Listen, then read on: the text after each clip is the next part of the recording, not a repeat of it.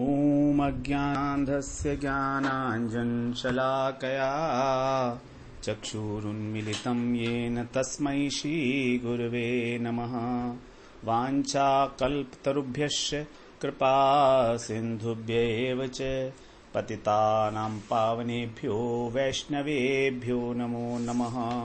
श्रीकृष्ण चैतन्य प्रभो नित्यानन्दा श्री अद्वैत गदाधर शिवासादि गौर भक्त वृंद। हरे कृष्णा कृष्णा कृष्णा हरे हरे, हरे राम राम राम हरे हरे। हरे कृष्णा। सर्वप्रथम मैं अपने गुरुपाद पद्म ओम विष्णुपाद अष्टोत्तर शत श्री श्रीमद् भक्तिवेदांत माधव गोस्वामी महाराज के चरण कमलों में अनंत कोटि दंडवत प्रणाम ज्ञापन करता हूँ। हम लोग श्रीमद् भागवत पुराण में दशम स्कंध में गोपियों के द्वारा गाया गया प्रणय गीत, उसका हम श्रवण कर रहे हैं। उसमें हम लोगों ने पिछली बार 34वां श्लोक श्रवण किया था, जिसमें गोपियां कह रही थी कि किस प्रकार भगवान ने, कृष्ण ने अपने वेणुवादन के द्वारा उनके चित्त को, उनके हाथों को और उनके पैरों को भी चुरा लिया है। चित्तम सुखेन भवता प्रहतम ग्रहेषु। तो उनके जो हाथ घर के कार्य में लगे हुए थे वो अब घर का कार्य नहीं कर पा रहे हैं। उनका जो चित्त है घरों में आसक्त था, पति के अंदर, पुत्र के अंदर, माता पिता में, वो अब आसक्त भी नहीं रहा, आसक्ति नहीं रही।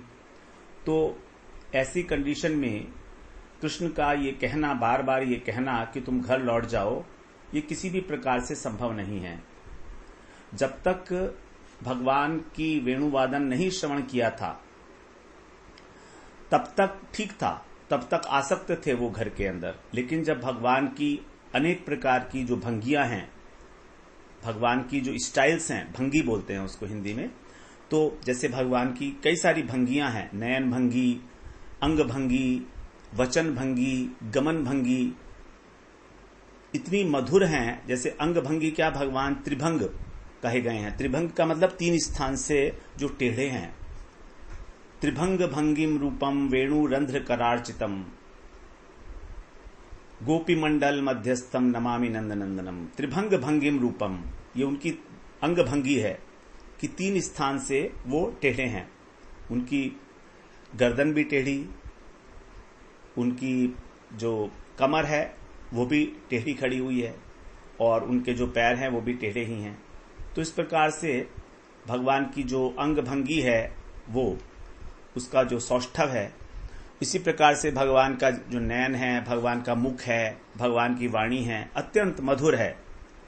मधुराष्टक में कहा गया है ना, अधरम मधुरम वदनम मधुरम नयनम मधुरम हसितम मधुरम हृदयं मधुरं गमनं मधुरं मधुराधिपतेरखिलं मधुरम।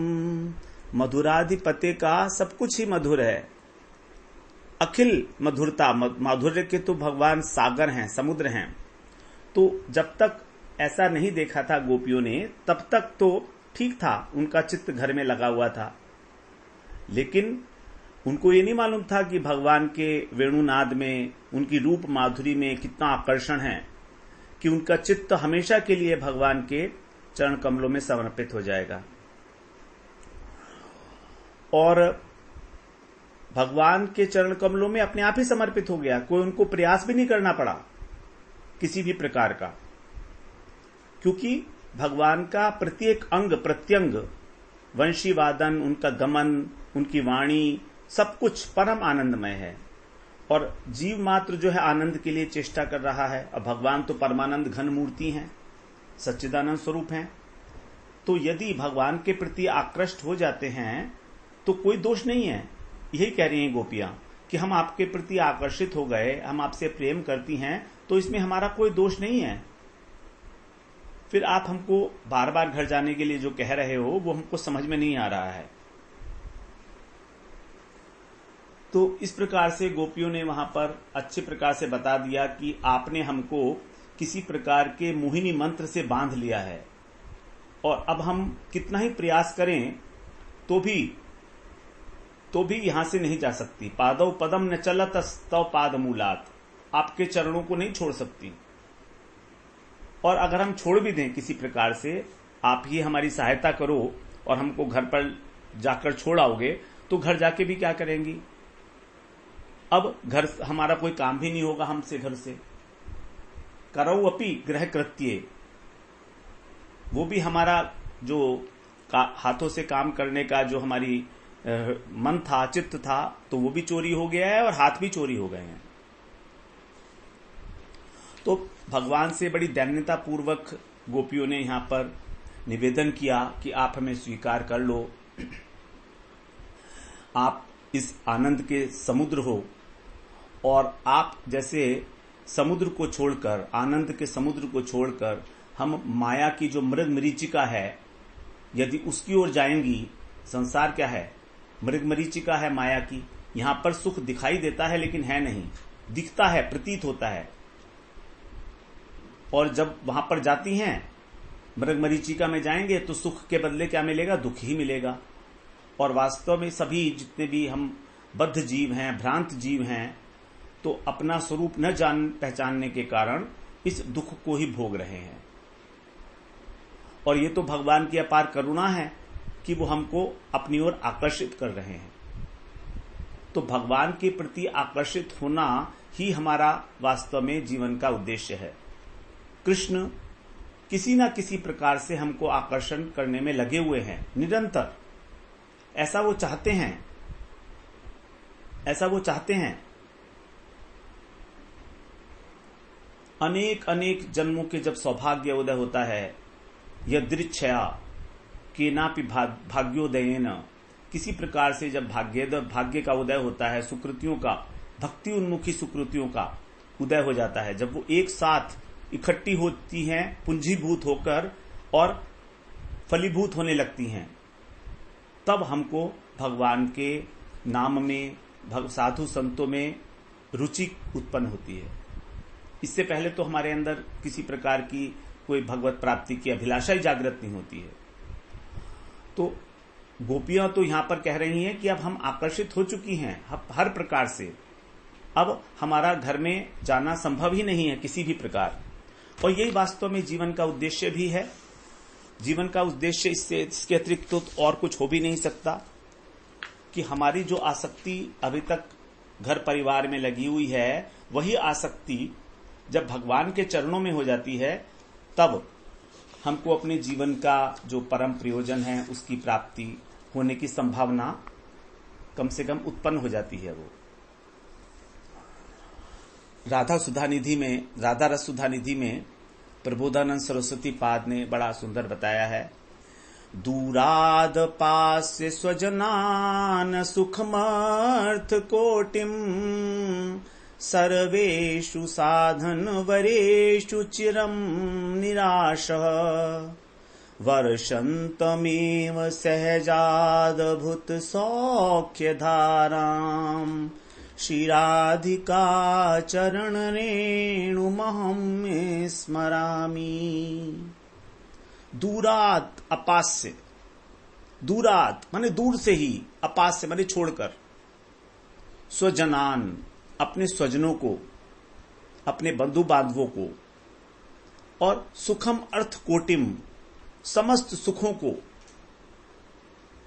और अर्थ कोटिम कोटि कोटि संपत्तियों को, अर्थ को, धन को दूर से ही त्याग कर, दूराद अपास्य दूर से ही त्याग कर, यानी उसका स्पर्श भी ना रहे। स्वजनान सुखम अर्थ कोटिम, कोटि कोटि धन संपत्ति, इसको त्याग कर। और आगे क्या कह रहे हैं? सर्वेषु साधन वरेषु, और जितने भी परमार्थिक साधन हैं, वरेषु, वरेषु माने श्रेष्ठ, जैसे ज्ञान योग है, अष्टांग योग है, जो भगवान ने साधन बताए हैं, तो वो साधन वरेषु, उन साधुओं को भी, सभी साधनों को करने के बाद चिरम निराशः, चिरकाल तक निराशा को प्राप्त होकर।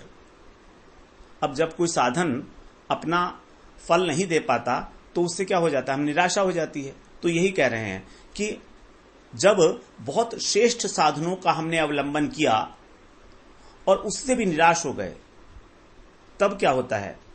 तब मैं क्या कर रहा हूं? वर्षन तमेव सहजाद्भुत सौख्य धाराम। सौख्य धाराम, जो एक सुख की धारा है। सौख्य माने सुख, जो एक सुख की धारा है। कैसी है वो धारा? सहज है और अद्भुत है। सहजाद्भुत, सहज और सहज है, बिल्कुल नेचुरल, स्वाभाविक और अद्भुत। ऐसी जो सुख की धारा है वो वर्षंतमेव, जो बरसाती रहती हैं जिसको। कौन है वो? श्री राधिका चरण रेणु महम स्मरामी। श्री राधिका जी की चरण रज का मैं स्मरण करता हूं। तो श्री राधिका जी की जो चरण रज है वही एकमात्र एक ऐसी वस्तु है जो सहज और आश्चर्यमय सुख की धारा को बरसाती है। वर्षंतमेव सहजाद्भुत सौख्य धाराम श्री राधिका चरण रेणु महम स्मरामी। तो यहां पर साधक ने अपने स्वजनों का त्याग कर दिया, अपने सभी लौकिक परलौकिक सुखों का त्याग कर दिया, अर्थ कोटिम अपनी अनंत धन संपत्ति का त्याग कर दिया, सभी साधनों का त्याग कर दिया। भगवत प्राप्ति के जो भी साधन बताए गए हैं, श्रेष्ठतम साधन यहां ज्ञान और योग के लिए कहा गया है, उनको भी त्याग करके श्री राधिका जी के चरण रेणु का स्मरण, यही है साधन। साधनों में जो साधन शिरोमणि है, भक्ति के अंदर भी जो चरम पराकाष्ठा है भक्ति की, वो वहीं पर जाकर पर्यवसित होती है। कहां पर? श्री राधिका जी के चरण कमलों में। तो उसी चरण रज का स्मरण करने के लिए कह रहे हैं प्रबोधानंद सरस्वती। तो यहां पर कह रही हैं गोपियां कि हम तो आपके चरणों में अब आ गई हैं, अब आपके चरण कमलों को छोड़कर हम कहीं नहीं जाएंगी। अब आपके साथ जब हमारा चित्त लग गया है और आपने चुरा लिया है, तो इसका दोबारा घर के कार्यों में लगना बिल्कुल असंभव है। एक बार जब चित्त समर्पण कर दिया, एक बार जब आप अपने हमारे हृदय में प्रवेश कर गए अच्छी प्रकार से, तो अब हमको ऐसा लगता नहीं है कि हम इस संसार के योग्य रह गई हैं किसी भी प्रकार से। जैसे हम लोगों ने पहले श्रवण किया, तावत कर्माणि कुर्वीत, जब भी तक हम लोगों को कार्य करना है संसार में, वर्णाश्रम धर्म का पालन करना है, तब तक भगवान के कथाओं में रुचि ना हो जाए, न निर्विद्येत, भगवान की कथाओं में रुचि ना हो जाए तब तक। मत कथा श्रवणादौ वा श्रद्धा यावन न जायते।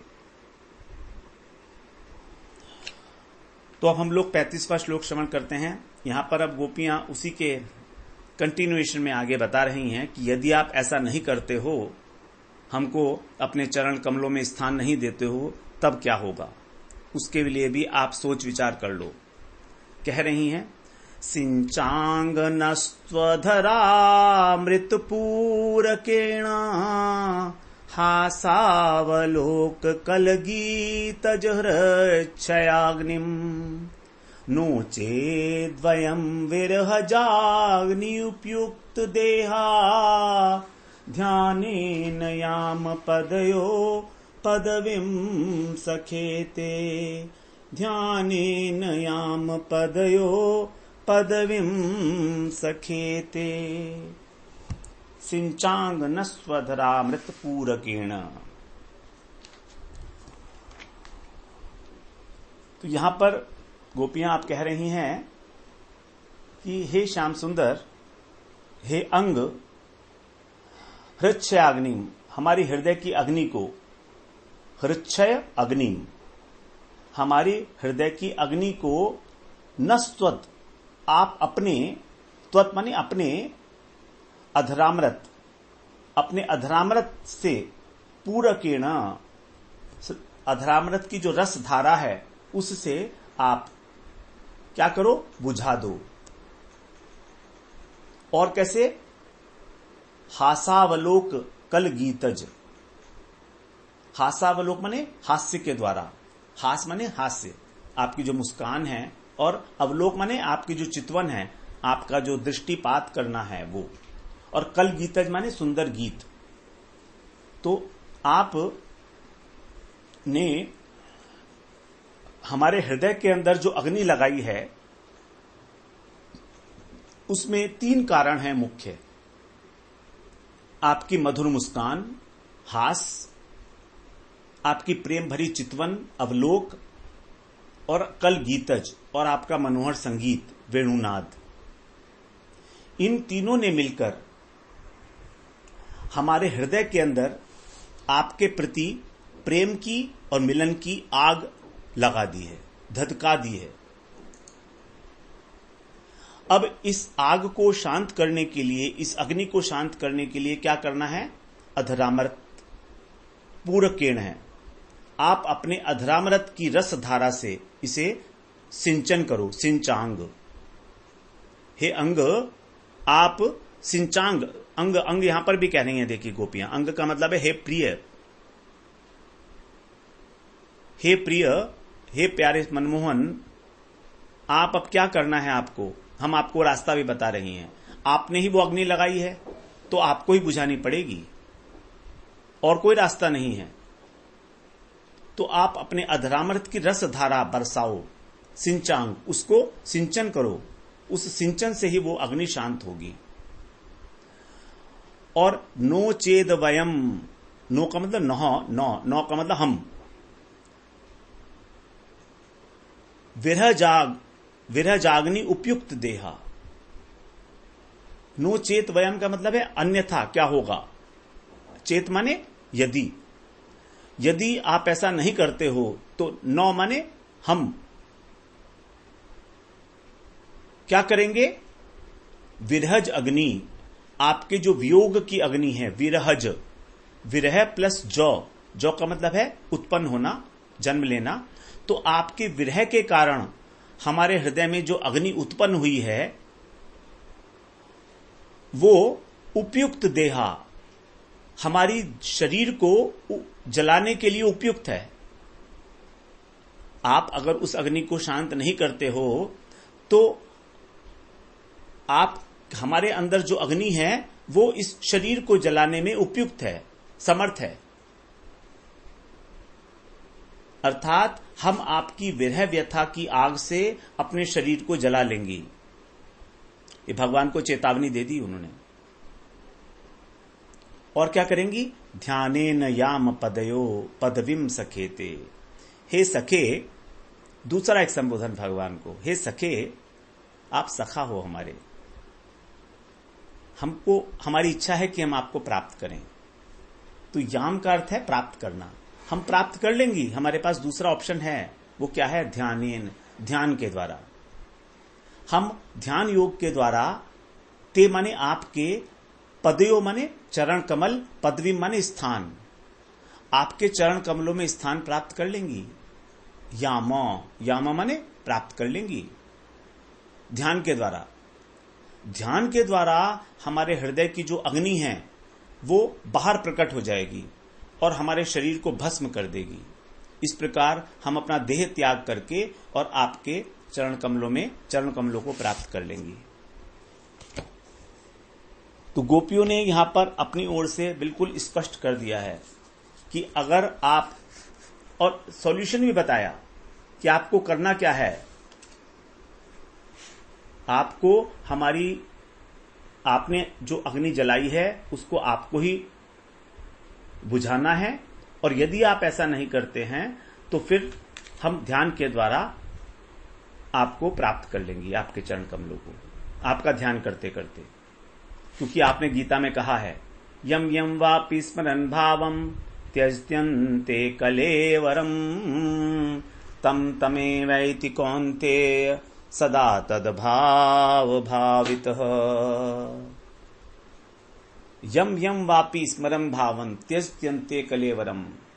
हे कुंती पुत्र अर्जुन, कौन्तेय, ये मनुष्य अंतकाल में जिस जिस भाव को स्मरण करता हुआ शरीर त्यागता है उस भाव को प्राप्त हो जाता है।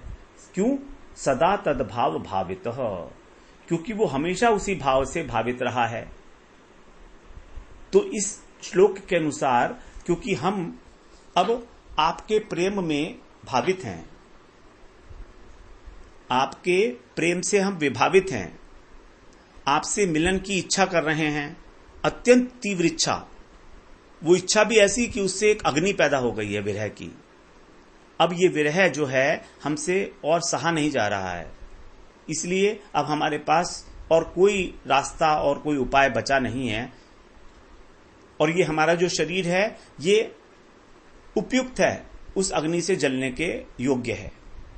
आप ये मत सोचना कि हमारा जो ये शरीर दिखाई दे रहा है आपको, ये उपयुक्त नहीं है। उपयुक्त देहा विरहज अग्नि, अग्नि से जल जाने के योग्य है ये हमारा शरीर, उपयुक्त है।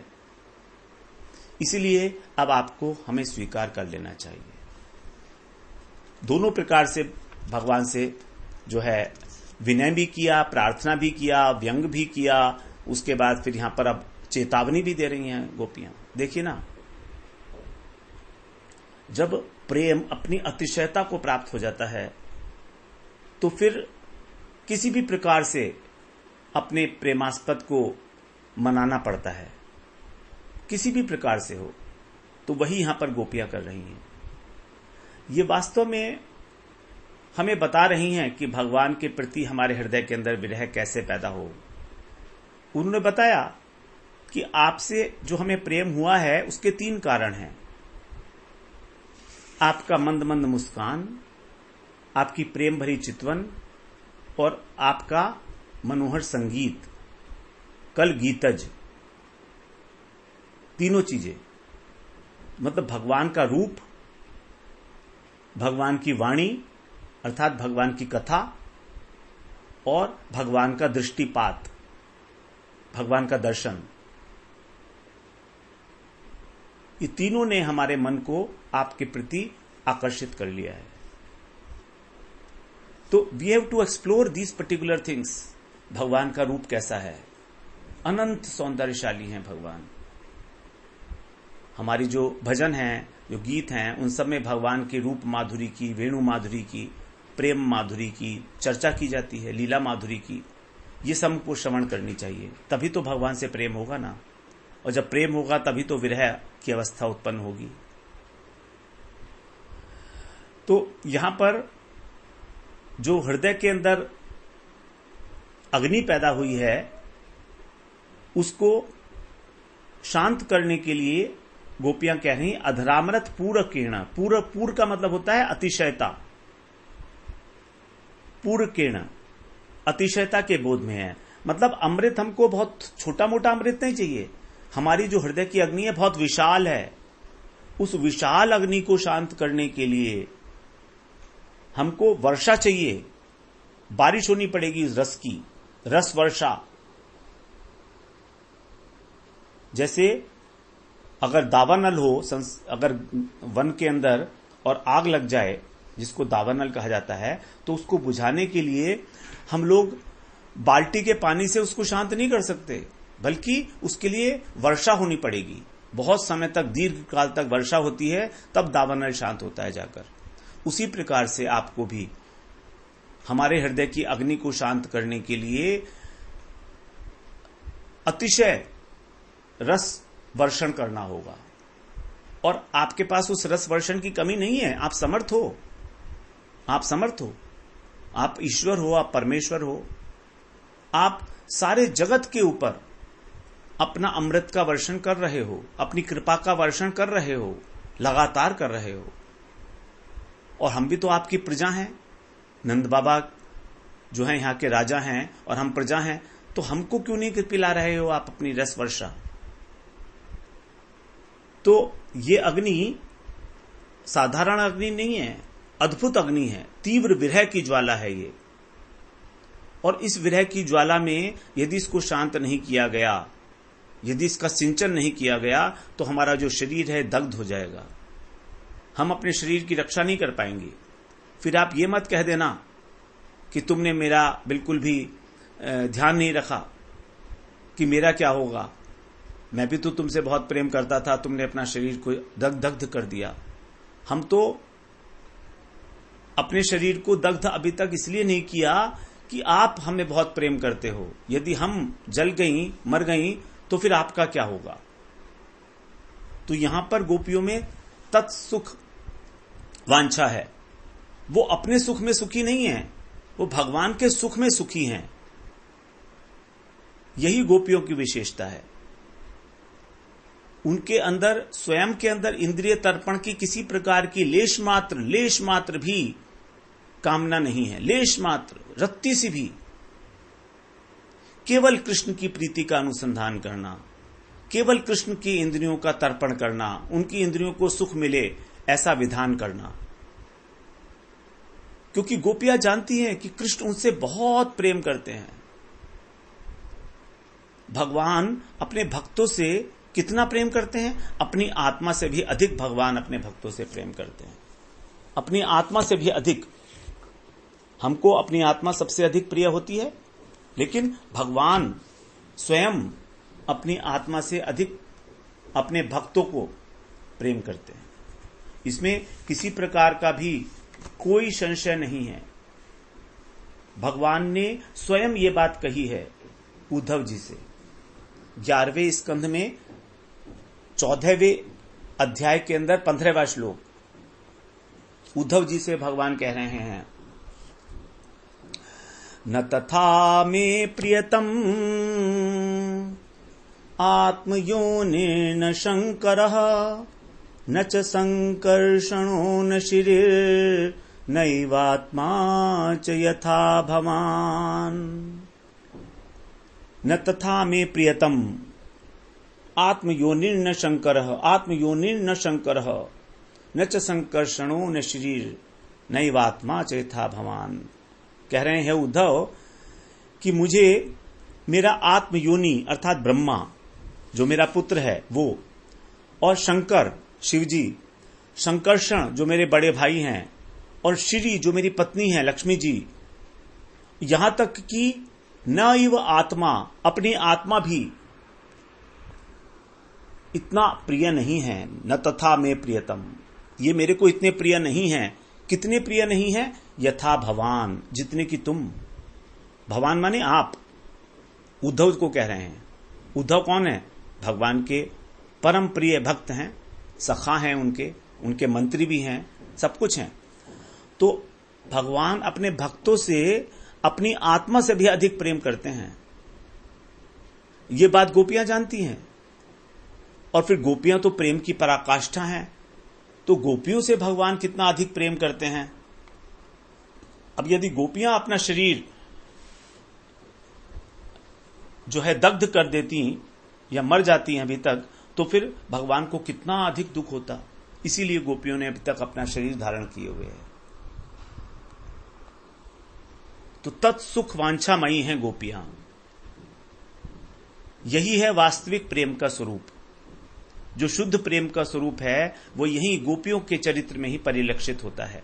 यहां पर वो जिस अधरामृत की बात कर रही हैं, ये अलौकिक अधरामृत भगवान का अलौकिक अधरामृत है। तो जो उच्चतम भक्त हैं, जो गोपियों की श्रेणी के भक्त हैं, गोपियों की श्रेणी के तो गोपियां ही हैं वास्तव में, भगवान की सेवा करता है, पार्षद ही हैं। तो भक्त को भक्ति का आनंद उन्हीं को ये अधिकार है कि भगवान का सबसे श्रेष्ठ वस्तु है, और उसी भक्ति के आनंद का आस्वादन करते हैं भगवान। गोपियों ने एक प्रकार से भगवान को जो सेवा उत्कंठा है, चेतावनी भी दे दी है कि अब चमत्कारिता हमारे लिए करना ही होगा, कुछ ना कुछ हमारा इंतजाम करना होगा, वरना हम योगियों की भांति, जैसे योगी लोग होते हैं ना, मान सकते तो वो अपने कि क्या फिर भगवान अपने शरीर के अंदर ही योग के लिए बल से अग्नि के ऊपर अधीन हो गए, जैसे सती जी ने की थी, ऊपर आश्रित हो गए। दक्ष जी का ऐसा नहीं है, दक्ष प्रजापति का यज्ञ हो रहा था, भक्त के आश्रित नहीं है। सती ने भगवान भक्त के प्रेम के आश्रित, शरीर के अंदर से ही अग्नि प्रज्वलित की है, और वो प्रेम यहाँ पर ब्रज में भी इस प्रकार का देखा गया है। जब उन्होंने एक भक्त हैं और आलादिनी वृत्ति को जब राधिका जी ने तो वही कृष्ण प्रीति की पूर्ति नहीं हो रही थी, क्योंकि वो द्वारका हुआ के अंदर हुई। तो जब राधा जी की प्रेम भी भगवान ने ही दिया है, और उसी प्रेम के आधार उन्होंने अपने शरीर को ही योगाग्नि के द्वारा दग्ध कर लिया। आस्वादनीय बनाने के राधा जी के चरणों की प्राप्ति नहीं होगी, उसके अंदर सेवा फिर मैं इस शरीर को धारण करके क्या आवश्यक है। तो इस प्रकार अदरवाइज की भांति जो है गोपियां कह रही हैं कि हम अपने शरीर को जो भगवान ने अपने पास से ही अपने भक्त शरीर को दी है वो आस्वादनीय नहीं है भगवान ये के लिए। गोपियों ने कहा यहाँ पर। इस विषय तो में हम लोग फिर भगवान आगे के भक्त चर्चा भी करेंगे। भगवान से स्वरूप कल्पतरुभ्यश्च कृपा सिंधुभ्य एव च पतितानां पावनेभ्यो वैष्णवेभ्यो नमो नमः।